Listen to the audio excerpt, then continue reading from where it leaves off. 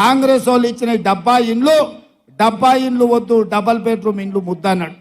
నేను అడుగుతున్న సోయిలేని సన్నాసిని దద్దమ్మను, ఈ మెదక్ జిల్లాలో ఎన్ని డబల్ బెడ్రూమ్ ఇండ్లు ఇచ్చినవని. అయితే గీతే మీ ఎర్రవల్లిలో కమిషన్లు ఇచ్చిన వాళ్ళకి ఇచ్చినావు.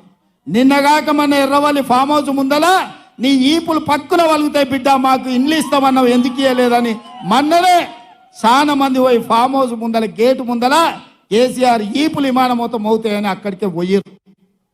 మరి ఇవాళ నేను అడుగుతున్నా, మా రెవెన్యూ మంత్రి, మా హౌసింగ్ శాఖ మంత్రి పొంగులేటి శ్రీనివాసరెడ్డి గారి నేతృత్వంలో ప్రతి నియోజకవర్గానికి 3,500 ఇండ్లు, రాష్ట్రంలో 4,50,000 ఇండ్లు, 22,500 కోట్ల రూపాయలతో పేదవాడికి ప్రతి ఇంటికి 5 లక్షల రూపాయలు ఉచితంగా ఇచ్చి మీ ఆత్మ గౌరవం నిలబెట్టడానికి మనం పథకం ప్రారంభించుకుంటే, పేదోడికి సొంతిల్లు వస్తే వాని ఇంటి ముందల కాలు మీద కాలు వేసుకొని కుర్చీలో కూర్చుంటాడని కక్ష కట్టి కాంగ్రెస్ను ఓడగొట్టి ఆ ఇచ్చే ఇండ్లు రద్దు చేయాలని ఢిల్లీలో ఉండే మోడీ, గజ్వేల్లో ఉండే కేడీ కలిసి కుట్ర చేస్తున్న మాట ఇక్కడున్న యువకులకు నేను చెప్పదలుచుకున్నా.